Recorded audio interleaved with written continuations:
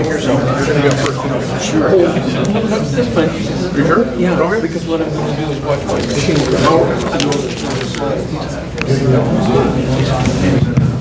Good afternoon, everyone. Very punctual crowd we have here today. Appreciate everyone being here. My name is Scott Bradley. I am the Executive Director of your Thunder Bay Historical Museum Society.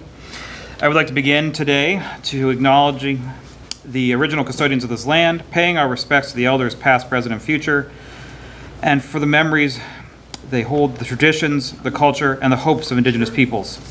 We also recognize that we are meeting on the traditional land of Fort William First Nation, signatory to the Robinson-Superior Treaty of 1850, and to acknowledge the role of the Métis settlement in the development of our community. A bit of housekeeping, if you've not been here in a while, there is a restroom just on to the right on your way to the elevator, and there's also a full set of restrooms down on our second floor. Mobile devices, boom boxes, CD players, ukuleles, please do silence them now. I would also like to recognize some distinguished attendees at this afternoon's lecture. Actually, my list is already out of date. Is Dr. Ratz here? Did he sneak in? No. Okay. So I would like to recognize the members of the society here. So if you could give a wave and acknowledge yourselves, it'd be great. And then I'll move on to our official business. So our speaker this afternoon is Bill Skrepichuk. He shares a passion and excitement for local and regional historical work on the Thunder Bay area. He's a retired professional engineer, and after 30 years of working in Nipigon Bay area, he's now doing research on the history of early industries along the north shore of Lake Superior. His research has been published in the Papers and Records, the Journal of the Thunder Bay Historical Museum Society. He will also be joined today by Dr. Michelle Beaulieu, Chair of the Thunder Bay Historical Museum Society's Board of Directors, Professor of History, and an honorary colonel with the Lake Superior Scottish Regiment, and a fellow with the Canadian Historical Society. Also collaborating on today's presentation is Sean Christie with Lowry's. Please join me in a warm round of applause for our speakers.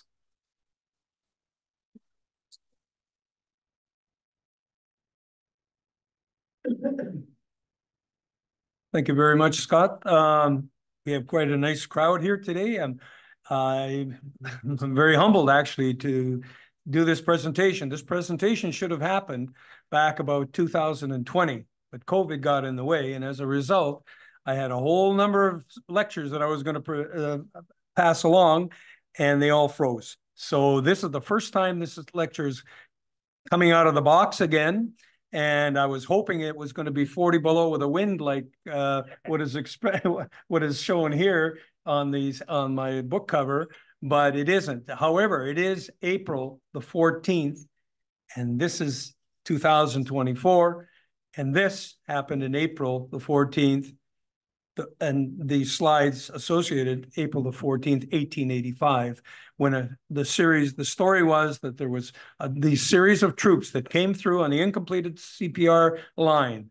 And there's a whole, and the real reason why this book was produced was to get it out of my house, because the silo was getting so full of information of me looking for C.P.R. information that I had to get this book concentrated and out.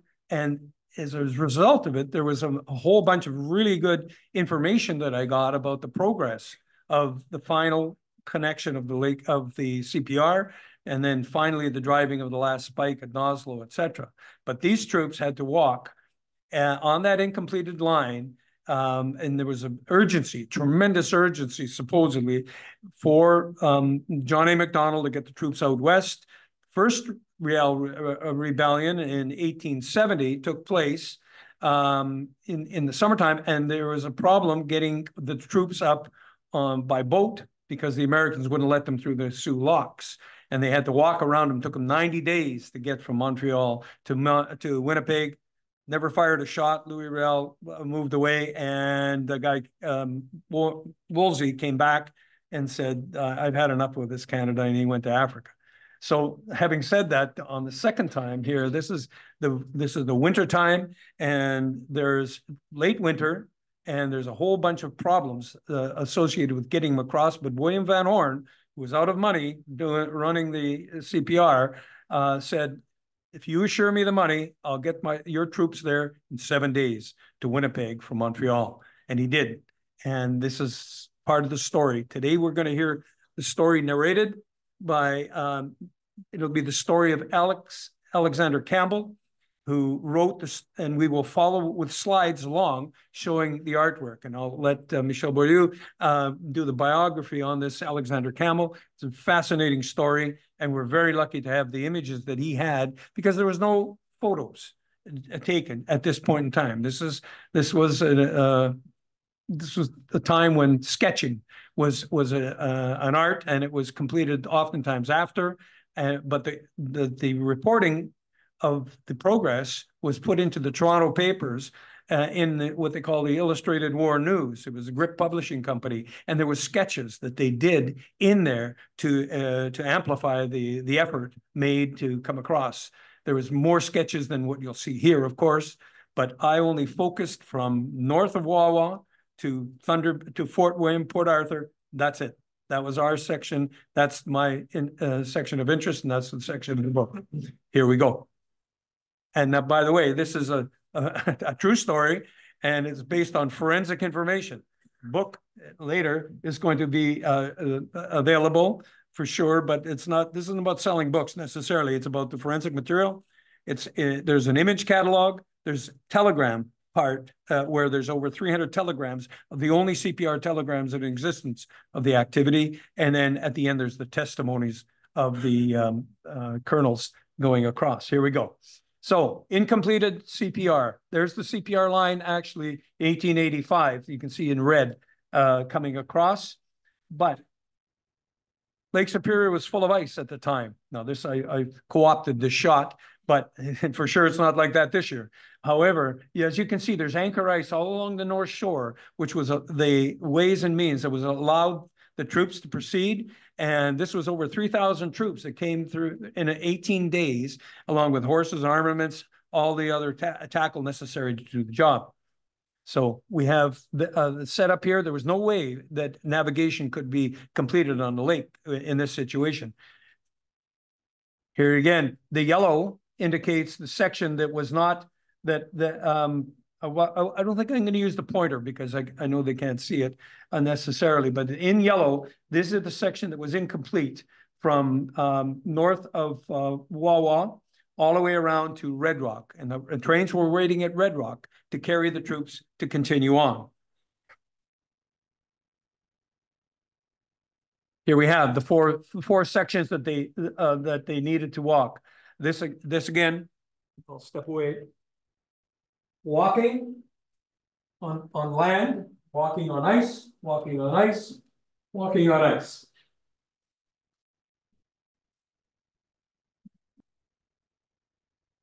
This is Alexander Campbell, and Alexander Campbell was involved in the 7th Fusiliers from London, and his story is very interesting. And I'll step away and I'll let Michel carry it on from here for the interim. And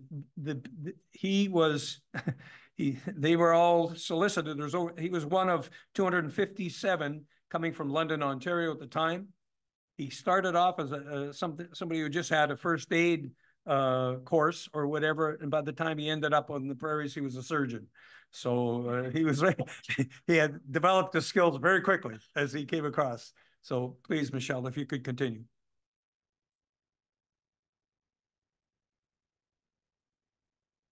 Getting old, got to change my glasses now. Thanks a lot, Bill. It's a pleasure being here. An invitation to Bill to join him in his presentation. Just as a bit of background as well, it was a pleasure being the chair of our publication committee when Bill approached us and the society to publish this book. If you haven't seen it already and read it, I do encourage you. It is a fascinating story. So a little bit about Alex Campbell. Alex Campbell served as a sergeant in the 7th Fusiliers, a battalion of militia which was headquartered in London, Ontario at that time. This unit was called into active service on the 1st of April, 1885, and within a week had embarked on their journey west, a journey made more arduous by the gaps in the railway above Lake Superior that Bill has already alluded to. After stops in Winnipeg and Swift Current, The 7th Fusiliers did not reach the area of the fighting until after General Middleton's forces had been defeated by the Métis at Batoche. The unit was one of many which served to protect the Northwest Field Forces lines of communication. Campbell was stationed at Clark's Crossing, which is north of Saskatoon on the South Saskatchewan River, and at Telegraph Coulee. The 7th Fusiliers left for their journey to Ontario in mid-July without ever seeing combat. Now, Alexander Campbell's association with the University of Saskatchewan began in 1913, and in 1922, he became the first Dean of Pharmacy at the University of Saskatchewan. He retired in 1928 and died in December 1942. While on active duty, Campbell made pencil sketches of what he saw. Some years later, he used these drawings as the basis for a series of small watercolors, which he combined with a narrative of a service. John Murray, professor of history at the University of Saskatchewan, came into possession of the volume, and upon her death in 1981, it was left to the University of Library. And these are now housed in the Special Collections Department at the University of Saskatchewan. Thank you. So he had quite a colorful life, you could argue. And at the end, all of these paintings and these sketches just about ended up in the dumpster. And like a lot of the historical stuff that we hope shoulda, coulda, woulda, didn't hang on to. However, from here, we will continue along with the story that Alexander Campbell had written down. So these are his words that he had written down as they progressed along from along the trail.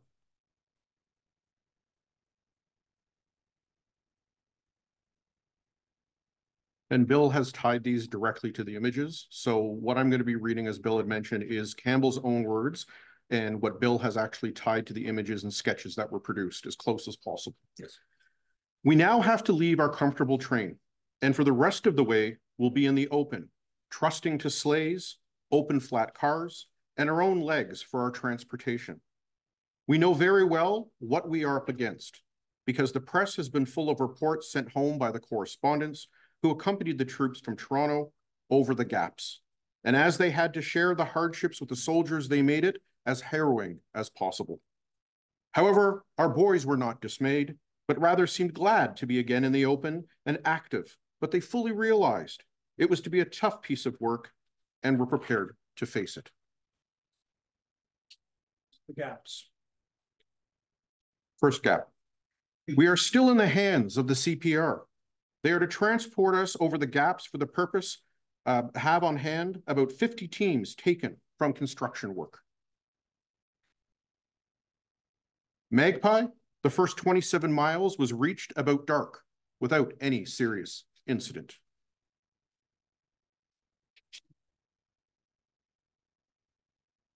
We reached the end of the first gap 42 miles from the start, about 2 a.m. In the morning, tired, wet, and sleepy. This place we named Camp Desolation, or Calamity Camp, the former being the most popular. The name was very appropriate. The teamsters would not stay here, but after feeding the horses, went back to Magpie. Morning came at last, but the train that was to take us to the second gap had not arrived. I don't remember how we got our breakfast that morning, but think it was emergency rations. From here, we take the train for about 50 miles, or 97 miles to the second gap. The train we naturally expected early in the morning, but it did not arrive till about 11 o'clock, leaving us 4 or 5 hours in the place of desolation, and with a falling thermometer. The train was made up of a wood-burning engine, 6 flat cars boarded up the sides with the minimum lumber and a caboose. Besides, the surgeon warned us to avoid sleep if possible, and we had been without sleep for so long, this was a large order. The cinders and smoke from the engine did not add to our comfort. Our train stopped at Heron Bay, where we were given a first-class dinner consisting of boiled beef, nicely seasoned with plenty of gravy, vegetables, bread and butter, tea, and a standard dried apple pie. After a short rest, we started for Port Monroe, where we arrived about midnight. At least we were dumped on a high hill about a mile from where we were quartered. Second gap. Port Monroe, a port only in name. There was nothing in sight but a large canvas stable, a small tent, and the schooner, M.L. Breck. The stable was occupied by horses. The schooner is to be the quarters of the men and the tent for the officers. The table was empty, however, and on that we laid our blankets and turned into sleep soundly to the bugle call at 6 a.m. Sunday morning. The men in the schooner did not fare so well. Her timber port was so open that the floor was ice and on the same level as the ice in the bay. The 65th had occupied it a few nights before and left it in a filthy condition. There was a stove in the hull, but no fire. A fire had been lit, but there was no drafting, adding smoke to the many other discomforts, so it was abandoned. They had to sleep, so turned into to have their first sleep since leaving the train at Dog Lake. All it was a pretty tough night and did not do much to improve our conditions for our heavy march of 22 miles on Sunday, April 13th. This is the beginning of the second gap, with McKellar's Harbor at the other end, 22 miles off, and the march over the ice of Lake Superior. There was a high wind with the temperature said to be 20 below zero. There was no way of verifying the temperature, but we believe it all right, for it certainly was very bitter. Our transport was just sufficient to carry our stores and equipment, with one sleigh as an ambulance if needed. We marched out at 7 a.m. without breakfast. The pioneers being sent ahead to build a fire and get something hot ready. After about 9 miles, we halted, and had a breakfast of boiled tea, hard tack, and a small ration of canned meat. This fortified us little for the rest of the march. Our breakfast, we were formed up for divine service. Our chaplain had not yet joined us, but that did not make the service any less impressive. Adjutant Reed read the lesson, and Surgeon Fraser led in prayer. We sang a hymn, don't remember which one. During the singing of the hymn, some of the boys looked pretty blue. I suppose it made us think of home and its comforts and compare them to our present condition. And it was not hard to infer which got the decision. It was a great surprise to me that I was not aware such a step was contemplated, but I was glad enough because it meant more comforts in the camp and barracks. And I think that that was what in Surgeon Fraser's mind when he suggested the promotion. We are again advanced to finish the remaining 13 miles to the train that is to take us to Jackfish. It is only 15 miles from McKellar's Harbor, but we are glad enough to get a lift. We started with the wind blowing a gale. It shifted to our left front, making the march laborious. And the low temperatures was very distressing. It was so cold that the water in our bottles froze. We reached McKellar Harbor after 6 hours actual marching. Pretty good time under the circumstances. The horses could not be taken on the train, so they were sent with grooms direct to Jackfish over the ice. There was no picnic for the grooms, as the distance would be well over 30 miles. There was no point to indicate the direction, so had to make a dead reckoning, which they did without trouble, but it certainly was no pleasure ride. Our train was open as before. The temperature is still low, the wind high, making our short ride anything but comfortable. We were almost too tired to do the convict march, but something had to be done to keep from freezing. Jackfish was reached about dark, and we found it had been overtaken by the GG bodyguards who had left Toronto a few days before us. They required all the available transport, so we had to remain here for 36 hours or until the transport returned from taking them to Winston's Dock. Third gap. The morning of April 14th turned out to be bright and clear with a higher temperature. It looked as if this little jaunt of 20 miles would not be unpleasant.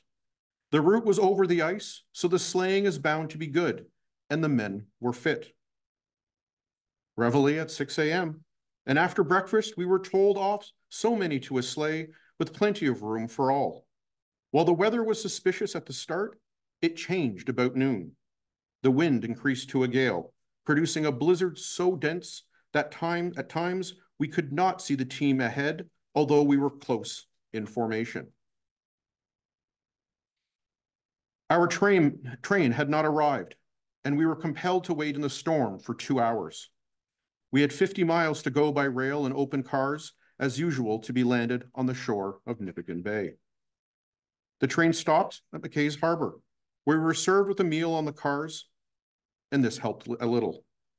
We at last reached the end of the track and on the shore of Nipigon Bay.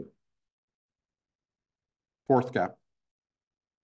Our transport was waiting for us, but only enough to carry our stores and equipment and to leave 2 sleighs for the sick, some of whom had to lie prone so that all our accommodation was utilized and the men had to walk. Our objective was Red Rock and was said to be 7 miles.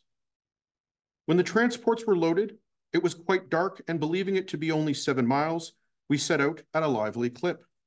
We were instructed to follow the sleighs until we saw a large fire to the right and to march for the light. The light looked to be only a short distance off, but as we approached it, it did not appear to get any nearer. As the distance was reported 7 miles, the men were permitted to break rank and go as you please. This was a mistake and nearly led to serious trouble, as several of the men found themselves in a condition where help was needed. One especially who had given up, but was fortunately found by Captain Mackenzie, who stayed with him till he found a place for him on one of the sleighs. When the sleighs reached Red Rock, they were sent out to pick up the stragglers. Finally, when the roll call, one of the pioneers was found missing. Search parties were sent out, but without results. We have finished the last of the Lake Superior gaps, and this is the heaviest day's work we've had to undertaken. 28 miles over the ice in sleighs in a blizzard, 50 miles in open cars with little improvement in the weather, and 14 miles marching over the ice after dark, all constituted a pretty big day's work, all on only 2 meals and no rest. We came through with only 1 man missing, but not abandoned. But the result of the week's work, however, proved serious in 2 or 3 cases that have to be sent to the hospital in Winnipeg.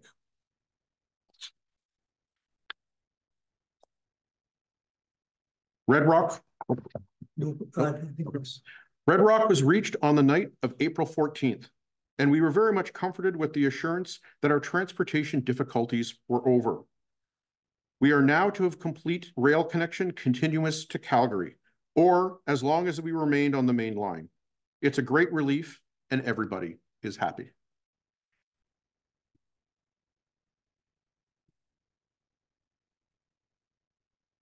It was a wise choice to have Michelle read this, because it made it more magical, to say the least. The story is magical, but when you combine it with the images, this is the powerful image that I wanted to create. Thank you, Michelle, for sure. We're not finished yet. But that, when I had to do the book, I had to make a whole bunch of different decisions. And the trail obviously spoke for itself, and the images were allowed me to tell the story in an honest and forensic fashion. This, for example, I break here because this is the Illustrated War News that picked up on the fact that that all of this stuff in images should be transported, should be translated into the communities down east, as well as even into the United States. So the Grip Publishing Company here shown was the one that picked up on the idea. They did the lithography. So they had to, in fact, take the sketches that would have been produced by their own people up to about Jackfish and transmit it back on the train, or take photos, which this happens to be the example of. And this photo was of the Quebec troops en route. This was taken by Cook, as you can see in the bottom script here. And this image was taken in Port Arthur because that's the only place where a camera went. That's the first cameraman that was available to more or less. And this was a big event for these troops coming through day after day and after day. And this image, to get to the image below that was published in the Grip later, had to go by train to Winnipeg so that it could pick up a train going to Chicago, so that it could pick up another train going to Detroit, cross the river, get to Toronto. Fellow scratches it out on a lithography stone and prints it. This is how the communication had to be, because there was no transportation by rail or by water. And so people were hungry for information, and this is the way techniques was used.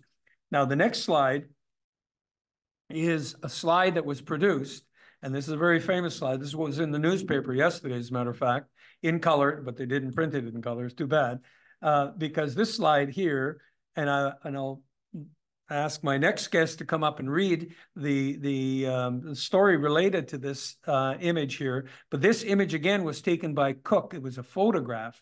And again, it followed the same trail as the previous to get to Toronto to be able to be etched and sketched. And by the way, at the back of the room here, we have the rare copy of that. Thunder Bay Historical has that in color. So please take a look at that image along with the other images too. So Sean, if you could please, I'd be much obliged.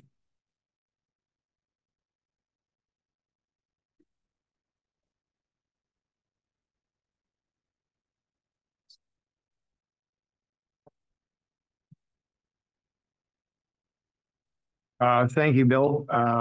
My name is Sean Christie. I am one of the fourth generation members of the original Lowrys. I'm here with my father, Brian Lowry Christie.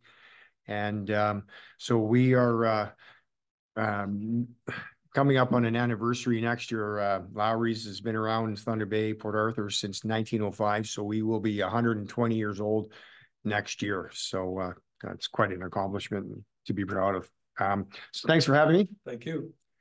I forgot my sheet that Bill gave me, which had a bigger font, so bear with me.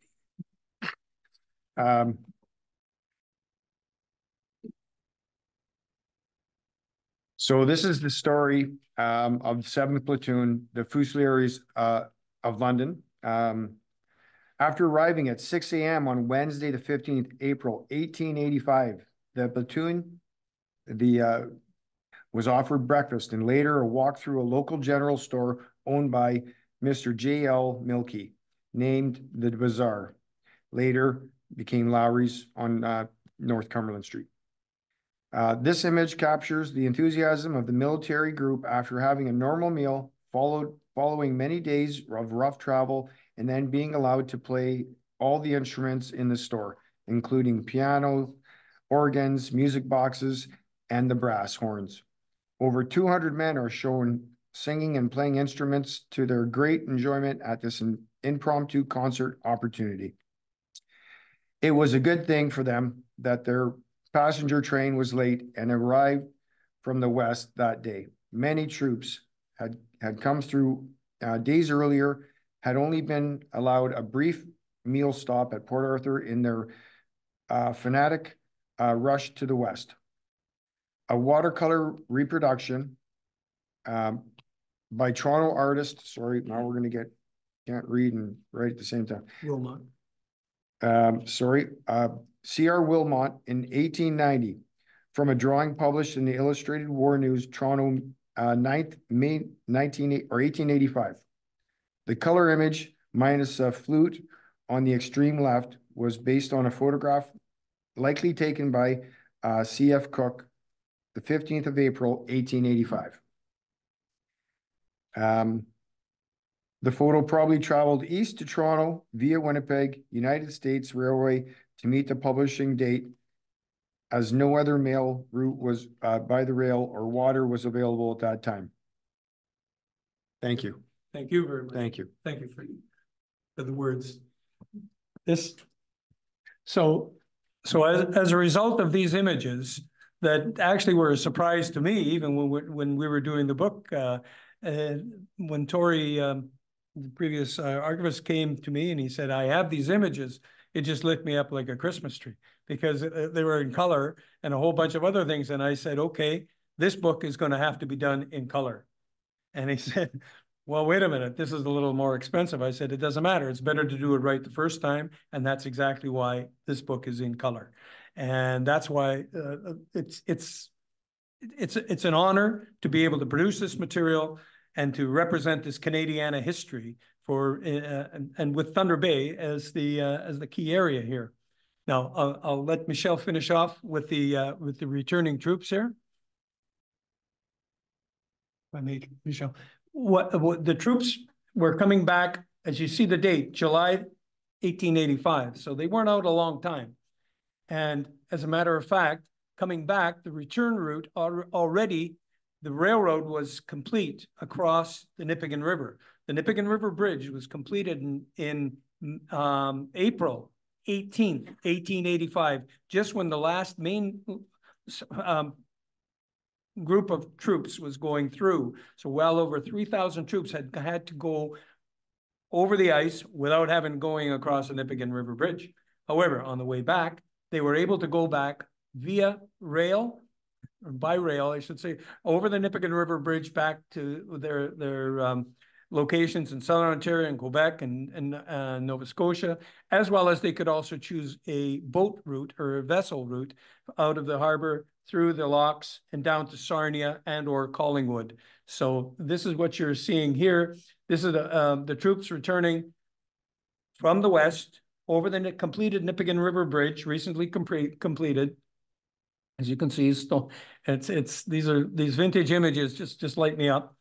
And the other, we have these images here in Thunder Bay Historical as well. And as you can see, they didn't have any identification, but I was able to pinpoint it to this group on the Alberta, SS Alberta, the 7th Fusiliers on the dock, waiting to board the ship. The second image here too, you can see the sleeping giant in the back. And it was quite an event that turned out a lot of people from the city. And it was a major event. They had banners and all sorts of other things going on. And I'll let Michelle finish off here. Thanks, Bill. Our train was ready and we drew out, bidding goodbye to Moose Jaw in the afternoon of July 20th. We had been under canvas approximately 3 months, and the tents were struck for the last time. We reached Winnipeg early the morning of July 21st, where we had breakfast in the dining room of the C.P.R. And as we were to remain in Winnipeg a few hours, the men were given leave of absence. Our next stop was Rat Portage, where we had supper and remained a short time. On the following day, July 22nd, in the morning, we reached Port Arthur and embarked on the C.P.R. steamer Alberta, which took us to Sarnia. The sail down was a real pleasure, with good weather, good quarters, and good grub. The Canadian locks at the Soo were not then built, so we had to pass through the U.S. Canal with the permission of the United States government.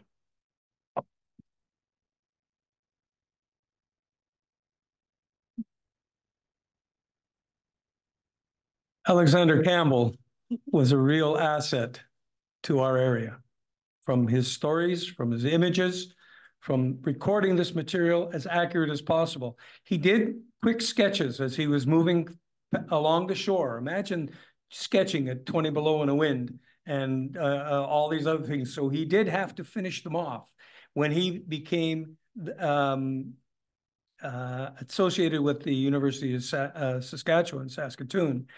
And as a result of that, and as Michelle had read earlier on, there was an archive that he had finished before he died, and he had finished off the paintings and finished off the sketches and added the text to, because this was a monumental thing for his life. And so having said that, the honor goes to him for producing this material. And the honor goes to Patrick Hayes from the University of Saskatchewan, who allowed me to have high resolution images of Alexander Campbell's work. I contacted him, he graciously passed them along. I said, this is for my book and the book of it's Canadiana history, and he was most gracious. So this is a picture of him being presented with a copy of my book, hardcover copy, and a very, very gracious for his loan of the material. And now the material is out, and now you know the story, and it's a good story, and I want you to be able to retell this story. That's why I want to. It's not about me, and it's not about this situation. I was just able to compose this stuff and put it in silos, proper silos with the covers on it. And this is our history here. When you drive that north shore of Lake Superior, I want you to animate that what was happening out there in that April timeframe of 1885. You can use it as a travelogue as you go along, and stop and just savor the effort that was made. And it was specific to our area. I wasn't involved in the other materials. This is for our area, and it was driven to, when it drove me crazy because I'm still working on the C.P.R. book, which still is it's a work in progress. So thank you very much, people, for coming, and really appreciate the effort that was made here with Thunder Bay Historical, and for the people, Sean, and for Michelle. I couldn't have done it without them. Thank you.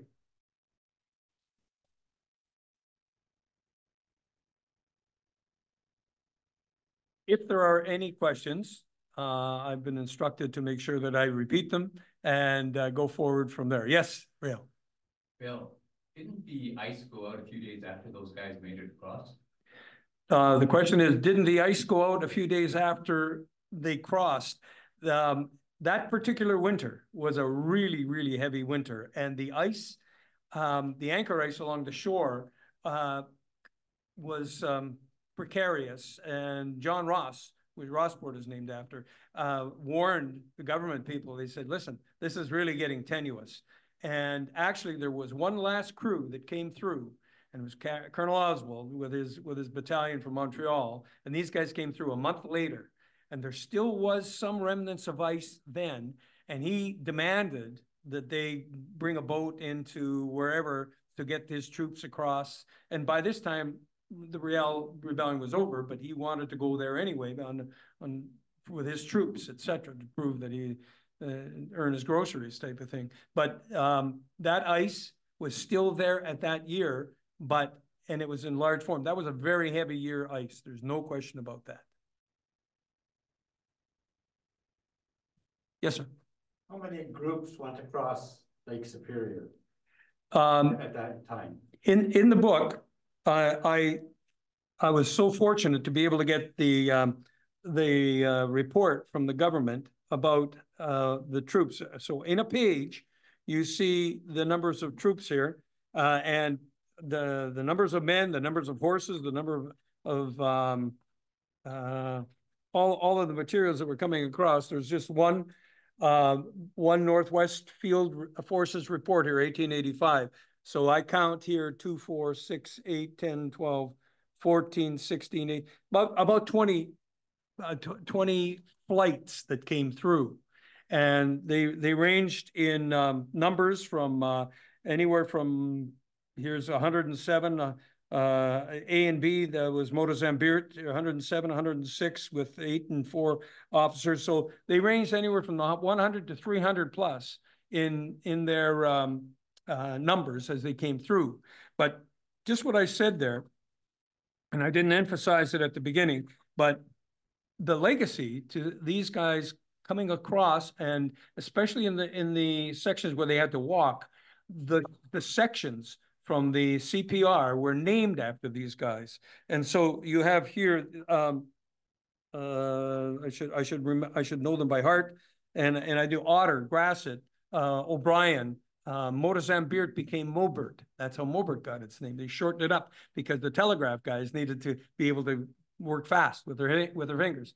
So the legacy on the C.P.R., when you travel that section between White River and actually from Marathon right through to about Missenabie, many of those sections were named after the lieutenant colonels, or whatever you want to call these guys, for passing that section. Hopefully that's answered your question. It's always long, I know, wordy. Yes, sir. Is there in your research much spoken about them interacting or relying on the First Nation? So the question is, was there much reliance on the First Nations as they passed by? And as you can appreciate, the urgency of all this was phenomenal. The C.P.R. stopped construction because their horses and all of the things, horses and sleighs and everything had to be employed, as well as the food and the feeding and all the rest of that stuff. That all that the scarce resources had to be employed for getting these 3,000 guys across. So there was no real connection with those First Nations, et cetera, because they needed physical things to be able to move quickly day and night. So, and again, you can appreciate on Lake Superior, I don't know if any of you are mariners or whatever, but sometimes you get a little foggy out there and you don't know which way north is. So this is really important. So they, by luck, by whatever elements there, they were able to navigate and keep going across. But remember, the railroad was not completely completed at the time. And so therefore there was, the resources were from the C.P.R. And again, it took them another, after the last group came through on the 18th of April, took them not that long, actually, May 16th, not the 18th, but 16th was when the last spike was driven in 1885.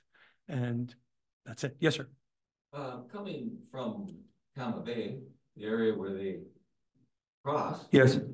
So I'm not sure if I'm confused as to some of the folklore I heard from around there. Oh, where yeah, they say they were kind of misguided and they ended up in Vert for the workers there, and they were sort of confused. No, that's true, as a matter of fact, because I do a lot of work with Vert Island and the stone quarries, et cetera. And there is an incident, and in the book I refer to it, Forsville is his name, who talks about and he's representative of the Swedish community, talks about this noise that was going on out in the lake there late at night. And this one fellow or group, a small group, came in to the quarry camp because there was lights and things like that, and they fed them and warmed them up. These were old timers apparently, and they're running out of gas, I guess you might say. So these sparked them up a little bit, and then they said, no, you go towards where the fire is on Paiute Mountain. That's where you have to head to. And that's what the readings alluded to, some of the pioneers that were lost a little bit. Nipigon Bay would have been full of water and ice, slush, I should say. So there was no rum line across it. They choose your best way to go, and the slosh must have been phenomenal. And no, I do know some of the other stories too about Battle Island and all the other miscellaneous things. This is forensic. I'd like, if somebody tells me that story, I want to see their work if I could. Yes. Of all the troops that went out, how many came back? All of them. Nobody was killed? Oh yes, yeah. Well, of the troops, the fatalities were. I don't know the numbers, but I know that there were fatalities for sure, because there was conflict and et cetera. But in this crossing of Lake Superior, no, I haven't found one that perished. There was people that got, frozen toes and frozen a variety of other things that unfavorable things that happened. But no, I think there was some guns that were discharged. Somebody shot himself in the leg or something like that. But another fellow put an axe through his leg. And, I mean, this is pioneer work, pioneer things that happen. Yes, sir. Can you tell me, have any artifacts been recovered relevant to those treks? I don't know of any. I hear of some. I hear that there are people that have found weapons that might have gone. And this is in the snow, so if something falls there, and you got people moving, and you can't roar around. Nobody's got a metal detector, so they're going to be moving along. So whatever's dropped, it's probably still there. I have a book by Dennison, Lieutenant Colonel Dennison. Oh yes. Governor General's bodyguards. Right. And he talks about, as always, the governor issued them condemned materials. And one of the things that they got were water bottles that they tried to fill with tea somewhere around Biscuitassing. Yes. And they leaked so badly, they just discarded them. So that group's discarded water bottles are still there. Still hiding in the weeds someplace. Biscuitang is east of Missenabie. So that's they were still on the trains. That first slide that you saw, that they still would have been on the trains. They might have got off and they might have got some water and they said it leaks, so they threw them away. Maybe they wouldn't have thrown them away further down the trail, but no. Denison, actually, the middle picture back here is Denison coming across the ice there at Jackfish on the wall. So he had that commissioned. As a matter of fact, there was no army in Canada. There was just a bunch of militias and kids who were working in corner stores and for whatever, and they were just commissioned. Let's go. You got to go. So yes, there could be materials, very much, but that was still, they were still on the train then. So when they were walking, it could have been a little. Actually, he says he's on the ice and by a small island close to Biscuitassing, and that's where they were camping out to try to get some warm up. And that would have been Camp Desolation, probably. The only thing, that's when they would have entouraged, stopped there. They're waiting for the train. Now the train's moving at 5 miles an hour, and he's got to go 97 miles. So I mean, this is a long journey, and it's 20 below in the wind, and they got one Hudson's Bay blanket, and they're huddled together. And there's cinders coming over the from the engine and all that stuff. So this isn't a vacation trip. So there could, there's a number of things that could have happened. Yes, Porter. Can you make reference to the fact that this event, this overall event, may be the means by which the C.P.R. itself was saved by John A. Macdonald? The question is, was this a saving grace for the C.P.R. Based with regards to John A. Macdonald and calling of loans? And the short answer, I believe, is yes, because they already, John A. Macdonald and, well, that was William Van Horn and Shaughnessy. Those were the two guys involved in the C.P.R. construction. Shaughnessy was holding up the receipts. Nobody was getting paid. And Van Horn knew he was in trouble on money because it was heavy construction, blasting, and all the rest of this stuff going along the C.P.R. So they were out of money and they were running on fumes. And this was almost like a Hail Mary pass to him. And he said, I'll do the job. I'll get them there. They offered to take them through the United States. And McDonald said, nope, we're not doing that. We're going through Canada. And that's why the force play was to go across Canada and solidify that trail. And therefore, for sure, it was a financial, not a gift, because obviously the money went, but it was a saving grace for sure. Yes, ma'am. Were there any deserters? It was none that I found out about in the readings that I've all done, and I've done quite a bit here. But I don't know. I think I remember, yes, there's one story about a guy at Jackfish. That's right. And he'd had it. And so the transports were going back and forth between Jackfish to pick up the next load. So he kind of hopped on one and was able to escape the other way. But you could imagine with so many people going one way, this guy would be pretty obvious if he was going the other way. So I guess there was kind of you were a bit driven to go west. And in fact, yes. Yes, sir. I know that the Hudson's Bay Company was still operating along the north shore of the lake at the time. Did it play a role in supporting the troops during the trek? As far as I see, no. It was a C.P.R. play. The resources that they would have had at Nipigon, for example, there would have been a little bit at Rossport, but that would have been the C.P.R. Camp that they had there. Was a major camp. The major camp was at Jackfish, and what happened at Port Monroe there with that vessel in play. That vessel was frozen out in the fall time, bringing lumber across from the Wisconsin, and so it was a kind of a convenient hotel. And there's all kinds of stories about who didn't pay what at the other end of that. But no, Hudson's Bay didn't play any material role that I could see in our section, for sure. Yes, sir. Yes, I was wondering, Sir John A. Macdonald's son, he was involved in one of these trucks. I just couldn't remember, is it 1870 truck or 1885? I don't know. The question is, John A. Macdonald's son, was he involved in the 1870 trek or the 1885 trek? And there's actually mail that was addressed by him, and it's in your museum. I see.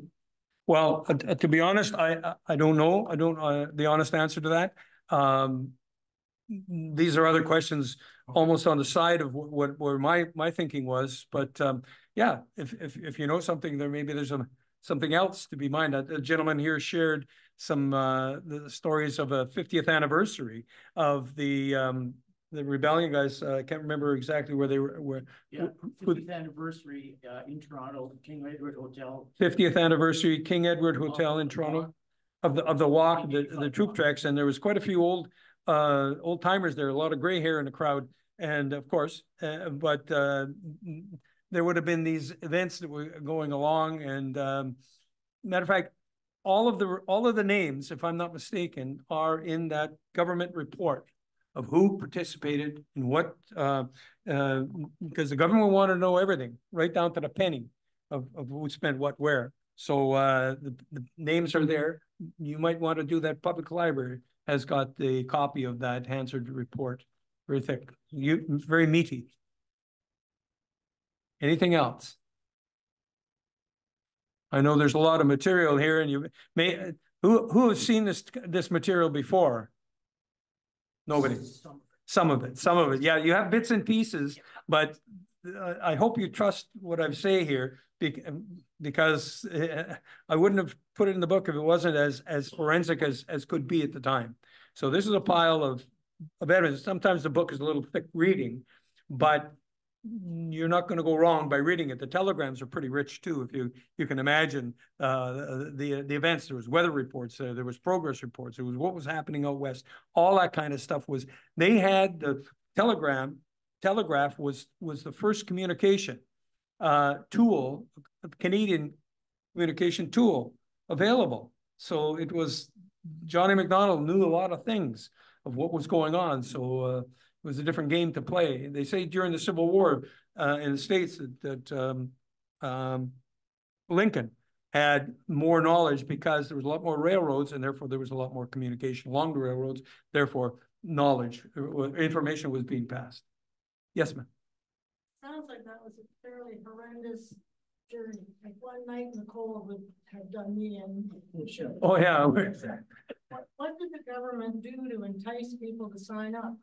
I don't think what the question is, what did the government do to entice people to sign up? Save the country, I guess, or whatever raw things were going on down in Southern Ontario. Most of the troops were coming to Southern Ontario and Ottawa area, Quebec. Again, in the book, in the Hansard, there's where all the troops came from, how many people, all the rest of that stuff. One came from Halifax, and they had horses, but Kingston, there was Kingston, Brockville, there was Toronto had quite a few, London, all up the Bruce Peninsula, all these places, Ottawa, Montreal, Quebec City. Those were the key places, and they just they did a campaign and said, "The young guys, we need you. There's something happening out west, and here we go. We got the train." Was there lots of money exchanged hands? Oh, I don't think there was a lot of money going on here. I think that there was adventure. I think that there was bravado for young fellows. They talk about those old pioneers. Michelle mentioned about the old pioneers go ahead and cut some wood, build a fire. That was their job. But the young guys, they had to slug it out. When your feet are wet, some of those guys, they didn't have proper equipment. Their boots, imagine, you wouldn't even think of going out ice fishing without proper equipment now. And he did this and that. these guys were walking, I'm not going to say in street shoes. I always said, oh yeah, they were in street shoes, but I think that they had rude and crude equipment, shoes, mitts, toque, Hudson's Bay blanket, one each, and wrap it up and go. So it was, when you're young, you can take more, for sure. And you then remember more, hopefully. Yes, sir. Who would arm this collection of troops? Sorry, who armed them? Who would arm? Well, the armaments, I guess, they had militias down in Southern Ontario because they had already had some rebellions down there. They were fighting the American side. So there was still some arms. But again, you're right. How much firepower did they have? The Gatling gun.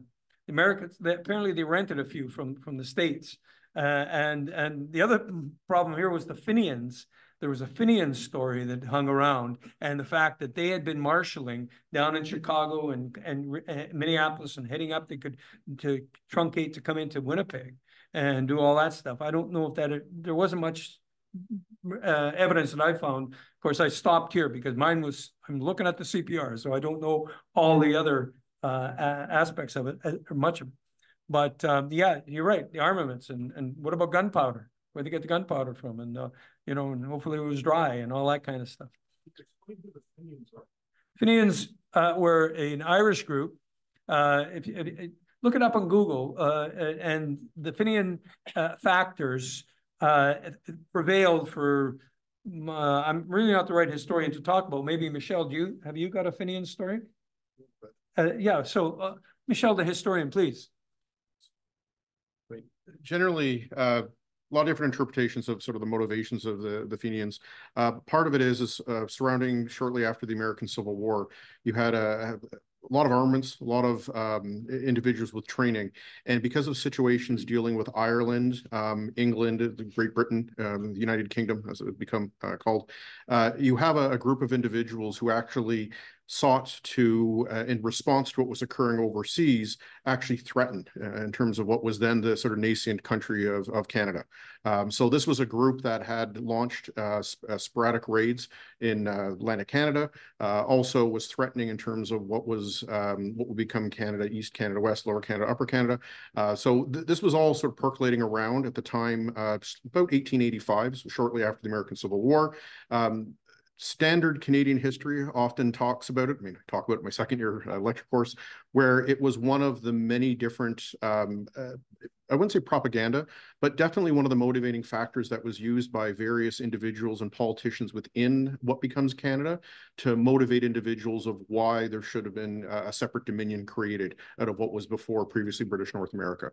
So again, individuals who saw themselves as Irish nationalists, who sought to essentially, in response to things overseas, potentially invade what then becomes later on Canada. So that's a very simplistic, very generalized notion of it.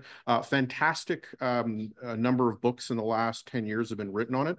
One in particular, probably about 3 or 4 years ago, actually looking at the group that was surrounding in terms of the Buffalo, New York area. Because again, the border as we know it really didn't exist. So it's a fascinating book that actually looks at the Irish immigrants that would have come into what is now Canada, those in the United States. Wish I can remember the name of the author. But if you do Google, as Bill had suggested, Fenians, F-E-N-I-A-N-S, you'll come up with a ton of information that's been written over the years. Thank you, Michelle. I knew you knew a lot more than I. Thank you, for sure. Again, for the Irish side, for me, and Southern Ontario and the Welland Canal and the shipbuilding down there, they were involved a lot in the shipbuilding, the Kelowna yards and all of those things, these 3-masted schooners. We used to have them sailing up and down our river here, out in the bay. They were involved in the construction, and they were building by rack of eye, as opposed to by design, by drawing. Now, sorry, I'm going off course. Any more rich questions? Thank you for the questions, by the way. They are meaningful, meaty. And this is what hopefully this will stimulate here. And sometimes you can talk amongst your friends about this stuff too. And they'll want to say, oh no, nothing happens. And if they say that to you, say, well, please show me your work, because I want to be more informed or better informed. Eh? Okay, so if there's no more from the floor, then I'll turn it over to Scott, and thank you for your presence here this afternoon. We won't keep you any longer.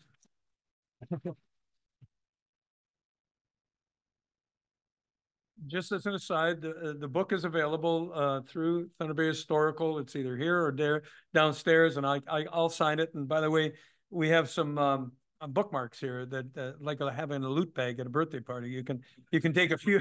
You take a few, or take one home and put it in the book if you buy it, or take one home anyway. Go ahead, Scott. Yes. Thank you, Bill. Thank you, Michelle, and thank you, Sean, for participating and enriching our lives this afternoon. As Bill said, do visit the gift shop. It is on sale for $30. And I didn't see a lot of hands go up when I asked if there were any members here to be recognized at the beginning. So if you look around and you don't see anybody else who's a member, you should encourage them to buy a membership. It is $30 for individuals and $45 for families. So it's pretty affordable for an annual membership. And that gets you a copy of Papers and Records, our annual journal, which Bill is published in. It also gets you a discount on Bill's books. So do look at our upcoming events calendar. The Society's biennial publications award ceremony is this Wednesday, the 17th of April. We'll be recognizing excellence in publications about Northwestern Ontario. And then this coming Saturday, the 20th of April, we're hosting 2 events from storyteller Brad Woods, including a workshop and a performance. There is a ticket for those, so please do purchase those as soon as you can. Also, save the date on the 4th of May, that's a Saturday, for a murder mystery event we're hosting in partnership with Science North. There'll be a bar that night, as well as snacks and of course, a lot of crime-solving fun. Also, registration is open right now for our members for our summer camp. Public registration opens up on the 22nd of April. So finally, thank you to our corporate members, Equipment World and Woodland Heritage Northwest. And thank you to all the museum staff and volunteers, like Michael back there helping out with technology, and Dawn down at the front desk for making events like today possible. Please do enjoy your refreshments that are provided today. Enjoy each other's company, make new friends today, and of course, take an opportunity to enjoy the new exhibit on this floor, the Ukrainian Matrix. And have a great rest of your day. Thank you.